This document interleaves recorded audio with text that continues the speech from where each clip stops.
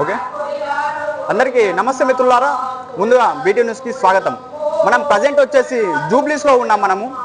మనం జూబ్లీస్లో ఉన్నామంటే మీకు అర్థం కూడా కావచ్చు ఆల్రెడీ. తెలంగాణ రాష్ట్ర ప్రజలకు మొత్తానికి ఒక దడ రియల్గా వాస్తవాన్ని చెప్పాలంటే. ఇంకా 3 రోజుల్లో మాత్రమే ఉన్నది టైం మనకు. ఈ జూబ్లీస్ నియోజకవర్గంలో ఎలక్షన్స్ ఏ విధంగా జరగబోతున్నాయని ఇక పెద్దలు సీనియర్ నాయకులు ఉన్నారు, వాళ్ళతో తెలుసుకునే ప్రయత్నం చేద్దాం. సార్ నమస్తే. సార్ నమస్తే అండి. ఎక్కడ సార్ మనది? నేను జైంటు అండి, షేర్లింగంపల్లి కాన్స్టిట్యూన్సీ ఉంటాను. ఓకే, దామోదర్ రెడ్డి నా పేరు. ఓకే సార్, మన జూబ్లీస్ నియోజకవర్గంలో ఎలక్షన్స్ ఏ విధంగా జరుగుతున్నాయి సార్? చాలా బాగా జరుగుతున్నాయండి. కాంగ్రెస్ పార్టీ నవీన్ యాదవ్ గారికి చాలా ప్రతి ఒక్క కాలనీ కూడా హారతి పట్టుతూ మేము ఉన్నామని భరోసా ఇస్తూ అందరూ కూడా ఓటింగ్ అని మేము ఒక పాంప్లెట్ ఇచ్చి మా అన్నగారిని గెలిపించండి అంటే చిరునవ్వుతో స్వీకరిస్తూ మేము ఉన్నామన్నా, మేము ఎట్టి పరిస్థితుల్లో కూడా మా ఇంటి బిడ్డ అన్న, మీరన్నా దూరము, మీరు జైంట్లో ఉంటారు, మా ఇంటి బిడ్డ, మా ఏంటది యూసఫ్ గాడ్లో పుట్టి చిన్న పిల్లప్పటి నుంచి ఆడుకునే ప్లేస్ ఇది. చాలా తెలుసా సార్, మీకు పరిచయాలు ఉన్నాయా? మాకు పరిచయాలు ఉన్నాయి, వాళ్ళ ఫాదర్తో నుంచి కూడా నాకు పరిచయాలు ఉన్నాయి.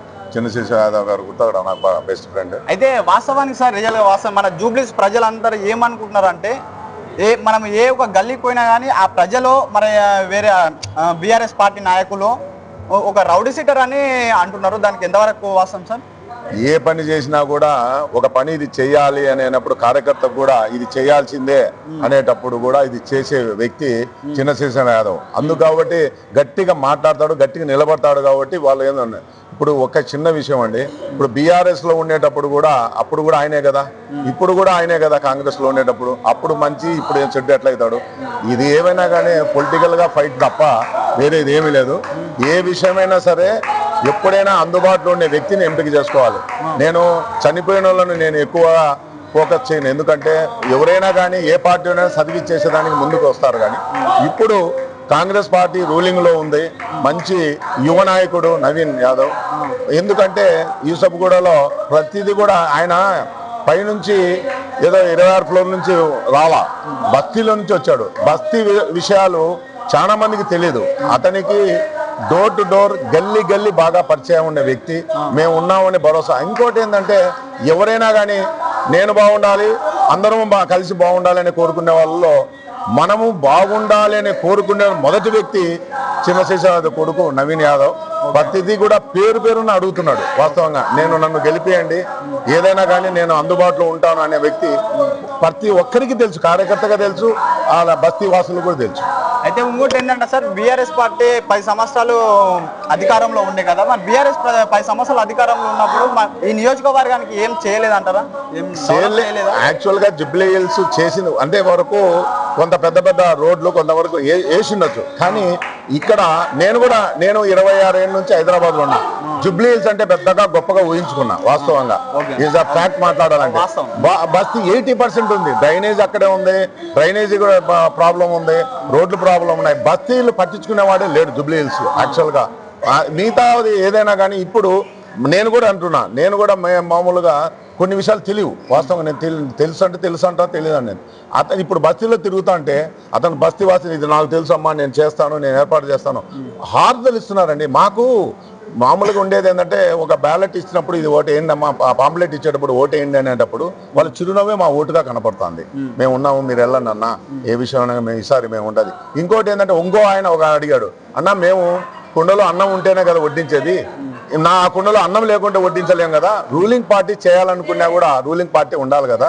ఈ సంవత్సరం ఖచ్చితంగా మా అన్నగారు నవీన్ యాదవ్ను గెలిపించుకుంటాం. వాస్తవానికి సార్, అంటే ప్రతిపక్షంలో ఉన్న వాళ్ళు మన కేటీఆర్ గారు ఏమని మాట్లాడుతున్నారు అంటే, ఇప్పుడు వాళ్ళకు ఓటేస్తే, ఒకవేళ మీరు రౌడీ సీట్లకు మీరు ఓటేస్తే ఇంకా రౌడీ పాలన అవుతుంది ఈ నియోజకవర్గంలో, మీరు వాళ్ళకు ఓటేసి మంచి చేసుకుంటారా చెడు చేసుకుంటారా అన్నట్లు మాట్లాడుతున్నారు. దానికి మీరు ఏమని సమాధానం చెప్తారు ప్రజలకు? ఇప్పుడు సింపుల్ లాజిక్ అండి, వాళ్ళు చెప్పినట్లే రౌడీ గారని వాళ్ళే అంటున్నారు. కానీ అంతకన్నా ముందు ప్రయాణంలో వాళ్ళ దగ్గర ఉన్నాడు కదా చిన్నసేన యాదవ్. ఆ రోజు మీరు రౌడీ మీరు ప్రోత్సహించి అదన్నా రైట్ అని ఒప్పుకోండి, ఇదన్నా రాంగ్ అని ఒప్పుకోండి, ఏదైనా ఒప్పుకునే విధంగా క్లారిటీ ఉన్నారు. కానీ ఆయన కేటీఆర్ గారు చెప్పిన మాటల విధంగా ఏ విధంగా ఉంటుందంటే, ఎప్పుడైనా కానీ డబుల్ టాక్ మాట్లాడేది కూడా ఉండదు. ఇంకో విషయం ఏంటంటే, కేటీఆర్ గారు ఒక మాట అంటారు స్పీచ్ లో కూడా, ఒక 5,000 ఓటుకు ఓసారు 5,000 రూపాయలు ఓటుకి ఇస్తారు అని కూడా ఆయన కూడా మాట్లాడారు. మన మీటింగ్ లో చూశాను, నేను చూశాను, టీవీలలో చూశాను.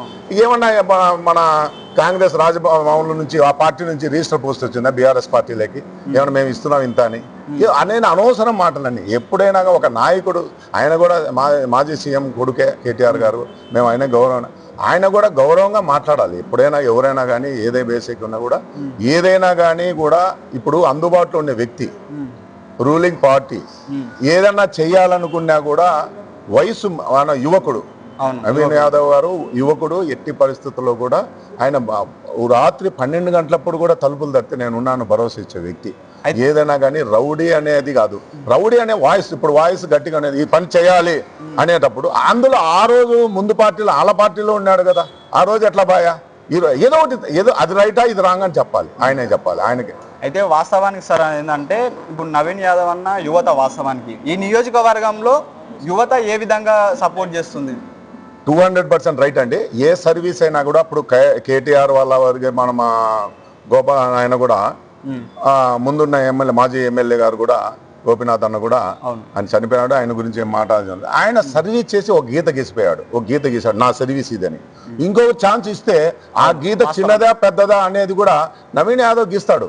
రేపొద్దున సర్వీస్ అనేది జూబ్లీ హిల్స్ ప్రజలకు తెలియజేయడం ఏంటంటే సభాముఖంగా మీ మీడియా తరఫున కూడా మీరు ఒకసారి సర్వీస్ 3 ఏళ్ళు చేశాడు, ఆయన గీత గీశాడు.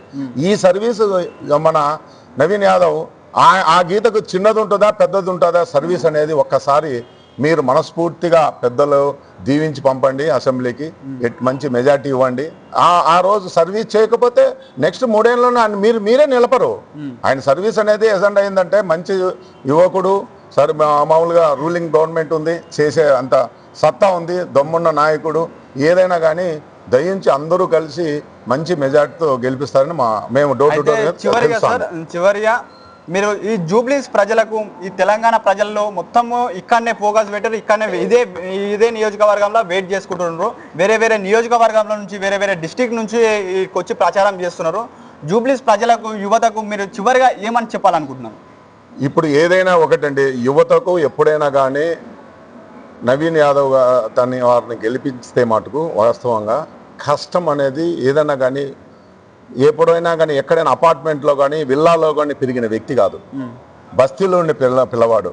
ఆయన ఏదైనా కూడా చిన్న గోళీల కాడ నుంచి ఆడుకునే వ్యక్తిలో ఈ కాలనీలో అందరూ చూశారు, అందరూ వ్యక్తి చేశారు. కష్టం నష్టం అన్ని తెలిసిన వ్యక్తి. ఎప్పుడైనా కానీ వడ్డించనిస్తారు కాదు, ఆయన వడ్డించనిస్తారు కాదు. ఆయన పెట్టుకుని ప్రతి ఇటుక పిల్ల తన కష్టంతో ఎదుగుతున్నాడు. శ్రీశైలం వాళ్ళ నాన్న చెప్పినది కాదు, తన కష్టం నుంచి 3 ఏళ్ళు ఫైట్ చేసి ఓడిపోయినా కూడా నా ప్రజలు నా జూబ్లీ హిల్స్ ప్రజలు, నా బస్తీ వాళ్ళు అనే ముందుకు వెళ్తున్నాడు. దయించి యువతకు చెప్పేది ఏంటంటే మీ నాయకుని మంచి ఓటేసి మంచిగా గెలిపించి మంచి మెజార్టీ తీసుకుని మీకు ఎప్పుడైనా కానీ కూడా అర్ధరేత్రప్పుడు కూడా మీ అండగా నిలబడిన వ్యక్తి అమ్మ ఆయన నవీన్ యాదవ్ గారు. ఎట్టి పరిస్థితుల్లో కూడా దయించి శిరస్సు వంచి నమస్కారం చేస్తున్నా, శిరస్సు వంచి నమస్కారాన్ని మీడియా తరఫున. ఎట్టి పరిస్థితుల్లో మంచి మెజార్టీ ఇవ్వండి. ఎప్పుడైనా కానీ ఈ రూలింగ్ పార్టీ కాబట్టి ప్రతి ఒక్కరికి కూడా సహాయం చేసే వ్యక్తి, మంచి మెజార్టీ ఇవ్వండి. దయించి పెద్దలు దీవించి అసెంబ్లీకి పంపండి. అయితే వాస్తవానికి అంటే ఈ నియోజకవర్గంలో చాలా తిరిగినాము, చాలా సర్వే ప్రకారంగా మొత్తం నవీన్ యాదవ్ అన్న పేరే బయటకు వెళ్తుంది. వాస్తవానికి అంటే అతను ఒక యువకుడు, అతన్ని గెలిపిస్తే మాకు ఎంత మధ్యరాత్రులు అయినా సరే మాకు ఏమన్నా సమస్య వచ్చినా కానీ ఈ సమస్య పైన నవీన్ యాదవ్ కన్నా చెప్తే స్పందిస్తాడు అన్నట్లు మొత్తము ఈ నియోజకవర్గంలో ఉన్న ప్రజలందరూ మాట్లాడుతున్నారు. ముందు చూస్తూనే ఉండండి మీ BT న్యూస్.